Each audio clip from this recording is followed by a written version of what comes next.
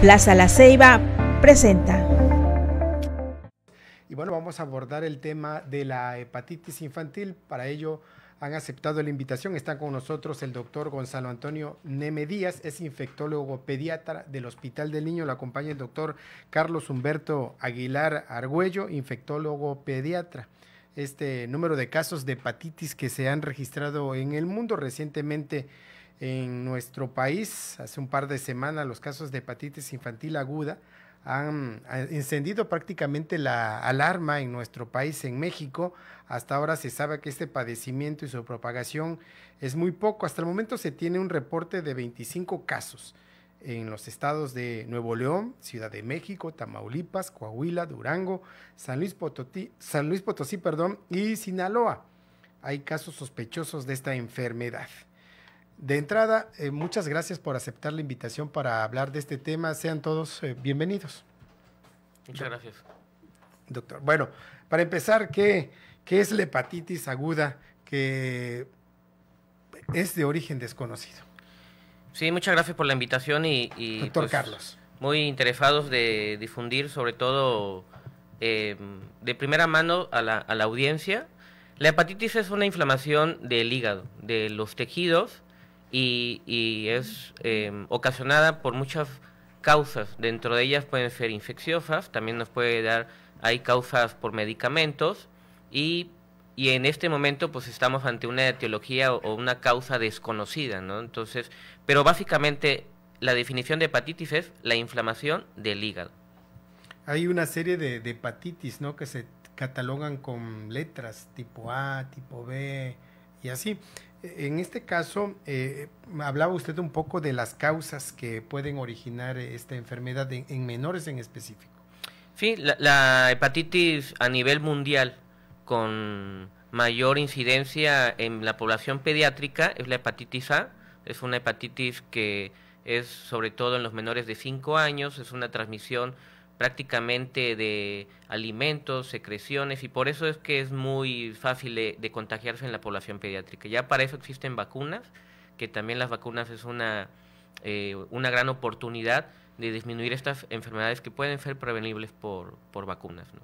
¿Cómo se transmite, doctor Gonzalo Antonio Neme? ¿Cuál es la transmisión? ¿Cómo es la forma de contagio? Depende del tipo de hepatitis, la forma de transmisión va a variar. En esta hepatitis que tenemos que separar bien la situación, efectivamente mencionabas hace rato, hace unos momentos antes de salir al aire, que hay una situación de desinformación a través de los medios de comunicación y sobre todo los medios de comunicación actuales que son las redes sociales, que dices algo y se hace, ahora sí que viral, valga la redundancia. En el caso de la hepatitis aguda, grave, de origen desconocido a nivel de niños, no es la causa de las que conocemos habitualmente, como mencionaba el doctor Carlos Aguilar hace un momento.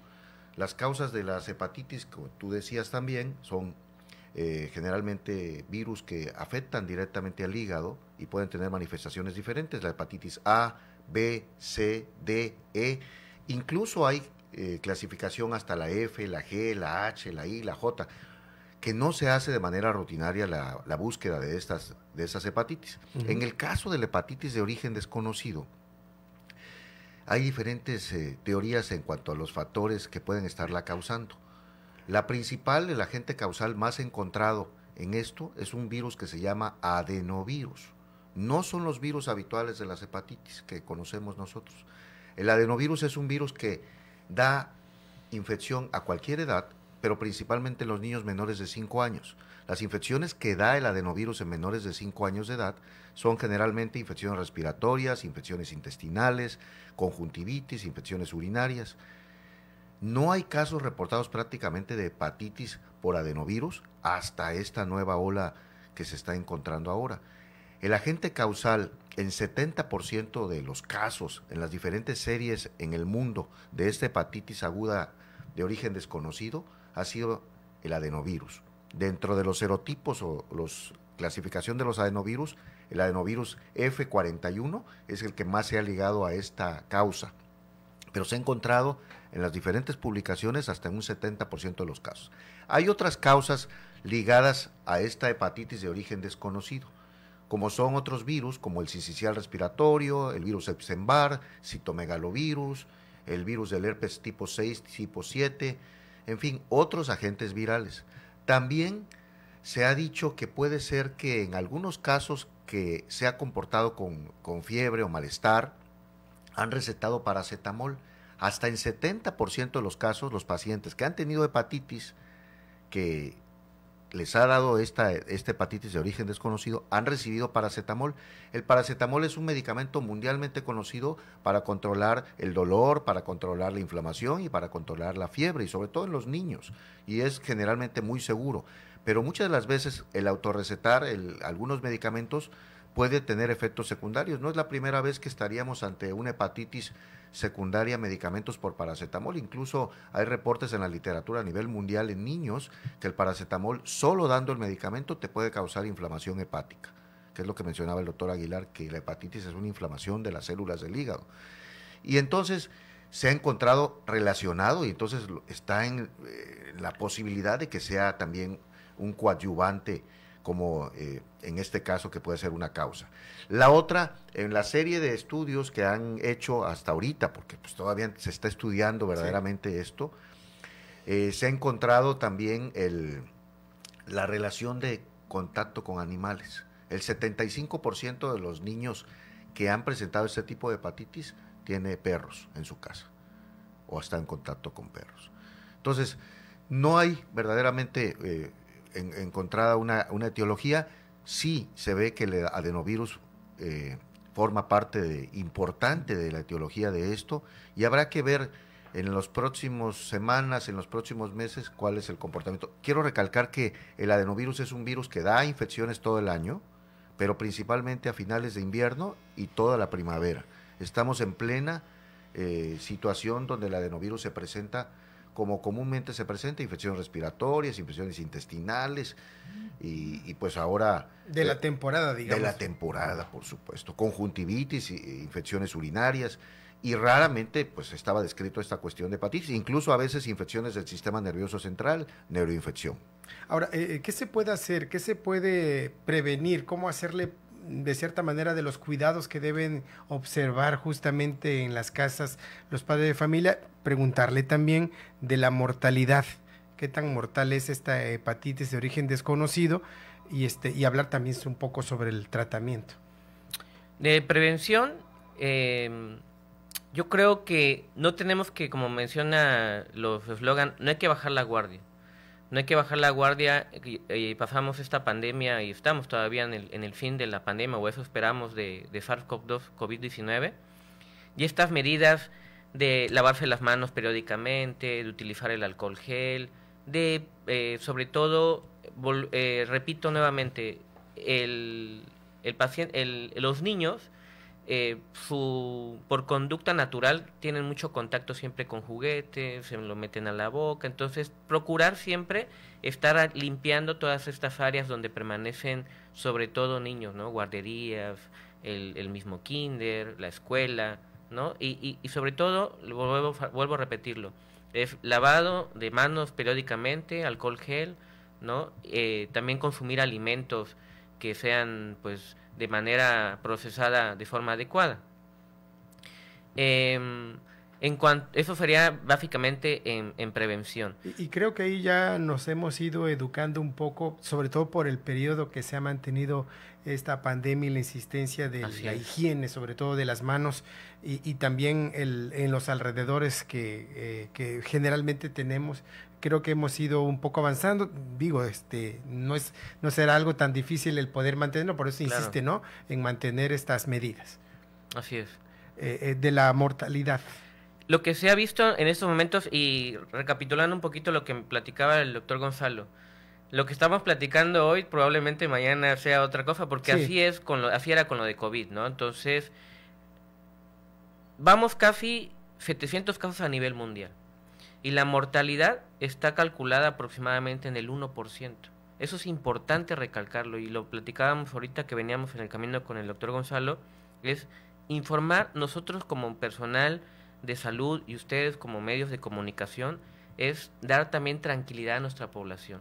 Creo que pasamos una época bastante difícil con lo de COVID-19, que la mortalidad era distinta, y en esta enfermedad lo que se lleva contabilizado en estos momentos es 1% de mortalidad a nivel mundial. A nivel mundial, o sea, de 650 hasta el día de hoy en la noche en España estaban reportando a nivel mundial 9 casos, ¿no? Entonces viene siendo aproximadamente el 1% de la totalidad.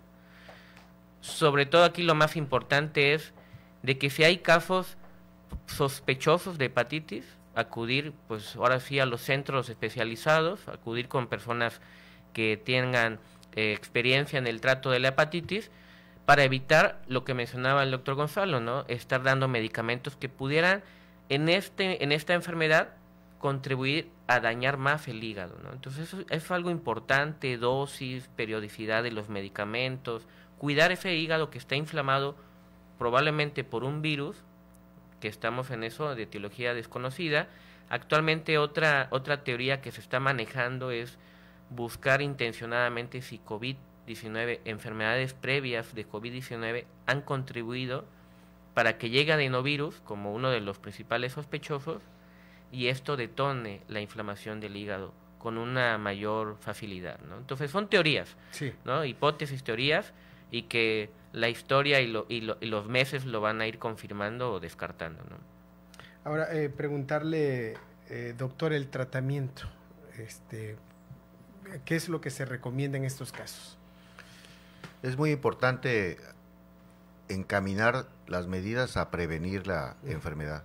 Nosotros, como médicos, el tratamiento va a ser de acuerdo al tipo de hepatitis.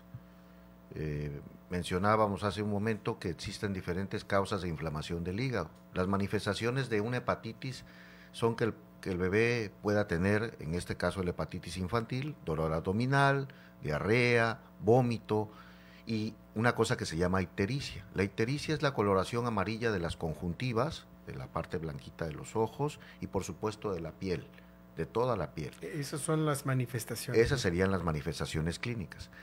Las diferentes causas de hepatitis nos van a dar la pauta a qué tratamiento deba de recibir el paciente. Van desde las medidas de dieta, de alimentación, una buena hidratación, por supuesto, evitar medicamentos que inflamen más el hígado.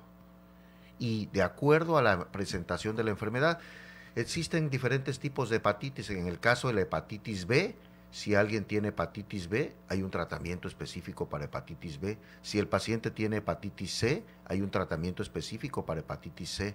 En el caso de la hepatitis A y la E, que la A es la más frecuente de las hepatitis tanto en niños como en adultos en el mundo, la A no tiene un tratamiento específico en concreto, aunque hay algunos antivirales que han demostrado utilidad in vitro, no en vivo, o sea, no en realidad en el paciente. No hay una droga o un fármaco como tal. Va a depender del tipo de hepatitis el tratamiento que yo voy a dar. En el caso de las hepatitis ya conocidas, en el caso de estas hepatitis de origen desconocido y mencionabas las posibles causas, pues no hay un tratamiento específico, solo el tratamiento es de mantenimiento o de sostén de las posibilidades de complicaciones. Entonces es muy importante que el tratamiento sea encaminado a mantener la vida del paciente y por supuesto las condiciones y evitar complicaciones. Y eso lo tiene que hacer un médico, en el caso de los adultos un internista y en el caso de los niños un pediatra. Cuando ya hay un proceso infeccioso a nivel del hígado, sí tiene que ser tratado. En los niños por el pediatra y en el caso de los adultos por el internista. Por supuesto que hay especialistas en el hígado, en las hepatitis, ya sea infecciosas o no infecciosas, y este especialista va desde el gastroenterólogo, en el caso de las infecciosas los infectólogos, y por supuesto el tratamiento, como te decía, va a depender del tipo de hepatitis. Nosotros decimos que no hay receta de cocina para tratar las enfermedades, cada enfermedad tendrá que tratarse de acuerdo a cada enfermedad y por supuesto a cada niño, inclusive cada niño, cada pacientito es diferente de acuerdo a su enfermedad lo que yo le voy a ofrecer. ¿Es motivo de alarma esta situación o qué se recomienda a la población, sobre todo en el manejo de la información, ¿no? ¿Qué hacer caso? Estamos muy sensibles, ¿no? Al tipo de de información, sobre todo que tiene que ver con nuestra salud. De repente escuchamos algo y escuchamos no muy bien y luego se distorsiona todo, doctor. ¿Es motivo de alarma lo que está pasando en este caso? Ángel, estás en lo correcto. Yo creo que ahorita, como decía el doctor Carlos Aguilar, tenemos que ser cautos. La primera, en México no hay un caso total diagnosticado como hepatitis aguda grave de etiología desconocida en niños. No hay. Los 25 casos que mencionabas, y puede haber más, han salido la mayoría como hepatitis A, que es la hepatitis más frecuente y es la temporada ahorita de las hepatitis por la temporada de calor a nivel nacional y por la primavera que mencionábamos, que siempre en primavera hay infecciones gastrointestinales más frecuentes. El virus de la hepatitis A se considera una infección gastrointestinal, por eso lo mencionamos así. La hepatitis E también en algunos casos se ha reportado, y en algún caso donde hubo un fallecimiento de un pacientito que, si no tengo mal recuerdo, del centro de la República, que fue llevado a la Ciudad de México y falleció, ese caso todavía está en estudio. Es el único caso que posiblemente está de etiología desconocida hasta el momento, pero de los demás casos se ha identificado en la mayoría hepatitis A, otros E y otros tipos de hepatitis que son las habituales que encontramos como causa en nuestro medio. Y entonces no hay que alarmarnos. Una de las cosas que sí tenemos que hacer es prevenir las hepatitis que sean prevenibles por vacuna, acudir con su médico o su centro de salud o su clínica de adscripción del sector salud, aplicar vacunas de prevención. En el caso de la hepatitis A son 2 dosis de vacuna, se aplica generalmente después del año, con una diferencia de 6 a 12 meses. La aplicación es una vacuna totalmente segura. La hepatitis B se aplica desde el nacimiento, desde el primer día de vida, una segunda dosis a los 2 meses y una tercera dosis a los 6 meses de edad. En el caso de la hepatitis B, son las 2 hepatitis prevenibles por vacuna como tal. Las otras hepatitis, la D de dedo, es prevenible con la B porque no hay hepatitis D si no hay B previamente. Entonces, vacunando la B, prevenimos la D. En el caso de la C, es muy rara todavía en nuestro país, aunque hay casos de hepatitis, se dice que es la hepatitis así que oculta, que no se conoce, pero es muy baja la incidencia de hepatitis en nuestro país. No hay vacuna todavía en el mundo para este tipo de hepatitis, aunque se está trabajando en ello, pero es una enfermedad curable si se diagnostica a tiempo. Es la forma de transmisión de la B, de la C, son de forma y de la D son por transmisión sexual, por transfusión sanguínea, por otras formas de transmisión. Mencionaba ya muy bien el doctor Carlos Aguilar hace un momento que la A, la E y otros tipos de hepatitis se transmiten por vía fecal oral, y las medidas que ya mencionaba el doctor. Siempre se ha mencionado el no recetarse, ¿no? Pero es muy común, desafortunadamente, que en nuestras comunidades es que mi hijo le sirvió esto, ¿no? O tómate esto. ¿Qué tan riesgosos es este tipo de prácticas? Mucho, ¿no? El automedicarse es un gran riesgo que toman los padres de familia. ¿Puede afectar aún más algún padecimiento? Claro, si estamos hablando que ya existe una inflamación ocasionada probablemente por una infección viral, y el estar dando medicamentos que puedan contribuir a aumentar, ¿no?, la inflamación, el daño a nivel hepático, pues eso es lo que puede conllevar a que ese cuadro de hepatitis, que probablemente se podía autolimitar. ¿Qué quiere decir autolimitarse? Que el cuadro tenga toda la sintomatología que mencionaba el doctor Gonzalo Neme, y que al final de cuentas el mismo cuerpo, al ser niños que tal vez no tengan otra comorbilidad, otra enfermedad, logran superar esa enfermedad. Pero los medicamentos sí pudieran contribuir, y es lo que se mencionaba ahorita en publicaciones a nivel internacional, que están estudiando esta parte, ¿no? ¿Qué tanto está influyendo también el estar dando medicamentos? Obviamente habrá que ver en esa serie de casos cuáles son los medicamentos que causaron más daño, si es que existe una relación entre esta enfermedad. Por eso la insistencia en el llamado a acudir, en este caso con pediatras, ¿no? Claro, con personas que están, pues ahora sí, certificadas para dar tratamientos y el manejo a estas enfermedades. Siempre nosotros, inclusive en el personal que nos toca también estar formando como futuros pediatras, siempre se hace esa recomendación, ¿no? Que a los familiares se les dé los datos de alarma y en qué momento tienen que acudir a recibir una atención médica de manera oportuna y eficaz, ¿no? Los cuadros de las enfermedades se pueden confundir una por otra, por ejemplo, no sé si hay una similitud de la hepatitis con otra. Hablaba de la conjuntiva del color amarillo, es característico, ¿verdad? Son indistinguibles las hepatitis entre una y otra desde el punto de vista clínico. Algo muy importante que tenemos que recalcar, que existe hepatitis sin que se pongan amarillo los niños. Es decir, el hígado se puede inflamar. En el caso de la hepatitis A y la hepatitis E, se puede producir hepatitis sin que se pongan amarillo los niños en los menores de 5 años. Hasta un 70-80% de los niños que tienen hepatitis A o E pueden no ponerse amarillo los niños. ¿Y cómo se detecta ahí, doctor? El niño presenta manifestaciones de dolor abdominal, vómito, diarrea, está débil, no quiere comer, está decaído, y no son síntomas de unos pocos días, son síntomas que van creciendo. Llegan al médico y a la hora de la revisión el paciente se le palpa su pancita y en su pancita se ve que el hígado está crecido. Ahí viene la sospecha. Al palpar el hígado, el médico se da cuenta que hay un proceso inflamatorio. El hígado normalmente en los niños no se palpa en los bebés pequeñitos, o pues se palpa hasta 1 centímetro debajo del reborde de la costilla derecha, pero en general el crecimiento del hígado te indica inflamación hepática. Hay muchas enfermedades, no solamente los virus que mencionábamos, que te pueden inflamar el hígado. Mencionábamos otros virus de aparentemente origen desconocido, que hace un momento, así se está el término, mencionábamos, como el virus de Epstein-Barr, el citomegalovirus, que para nosotros los infectólogos conocemos muy bien que el citomegalovirus y el virus Epstein-Barr te pueden producir hepatitis, y no nos es tan raro verlos de manera como hepatitis en los niños, ¿no? Hay otras situaciones, ciertas enfermedades que muy común, por ejemplo aquí en nuestro estado, la leptospira, que la leptospira es causado por una bacteria, la leptospirosis, por una bacteria muy conocida, principalmente por la secreción de ciertos animales, en el caso de los roedores, por supuesto, en el caso de los perros, de los gatos, pero la leptospira es liberada por la orina y se contamina pues el agua, se contaminan algunos alimentos, por supuesto, donde van estos roedores, y que puede producir característicamente inflamación también del hígado. Muy importante. Hay diferentes causas de hepatitis en nuestro medio, no solamente las que se están hablando, no solamente las prevenibles por vacuna.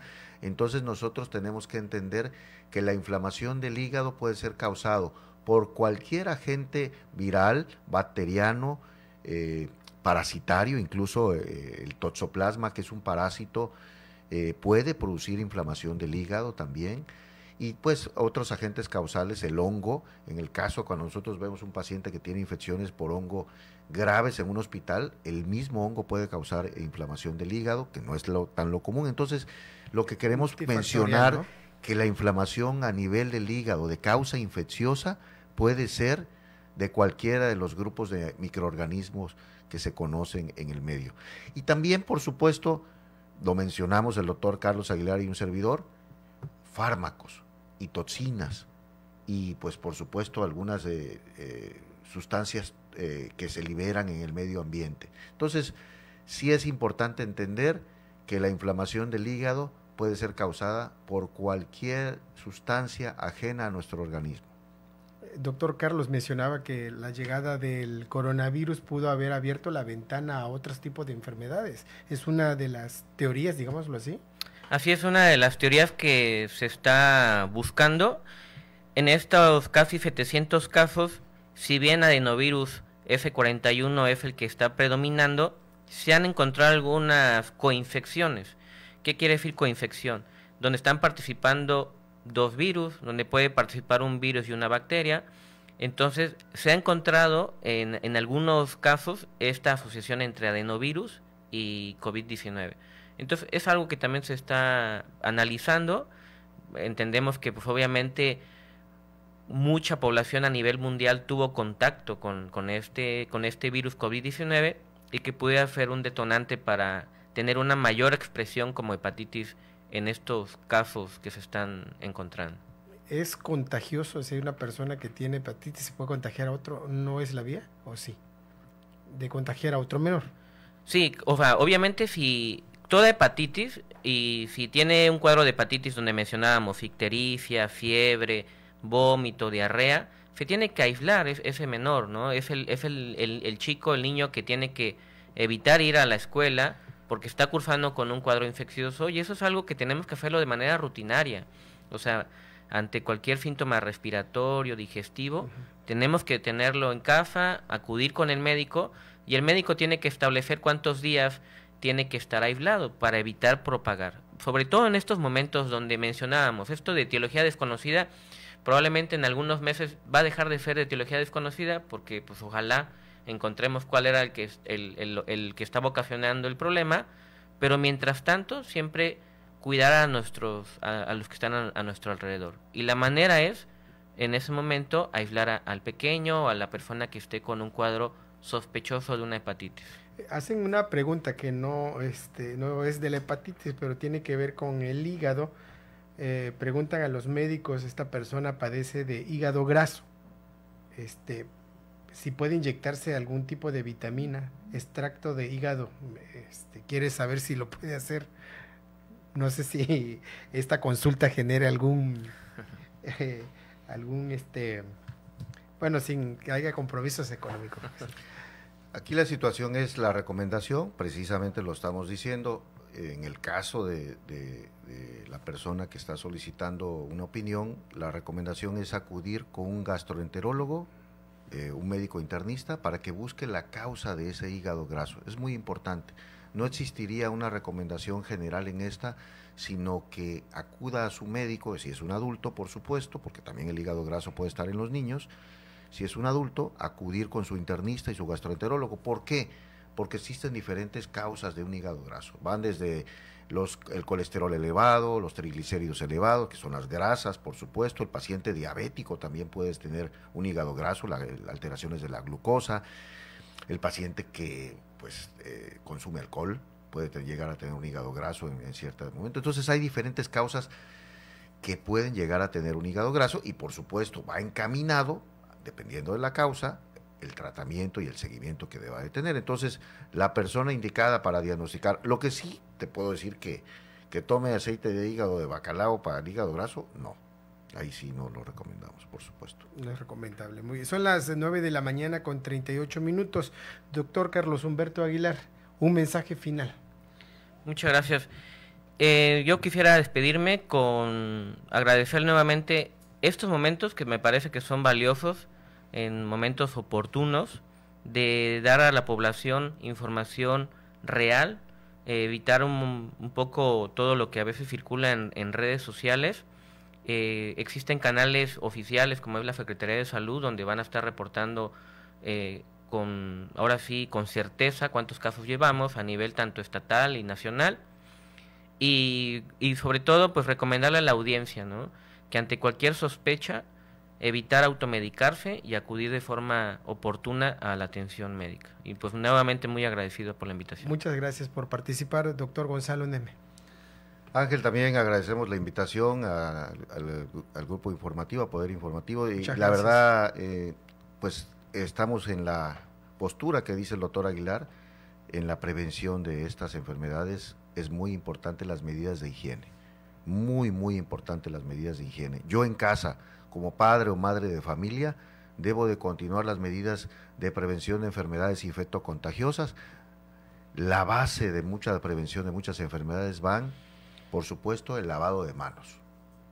Por supuesto, el usar el cubreboca hasta que se pueda disminuir mucho la transmisión de muchas enfermedades que son prevenibles por el uso de cubreboca.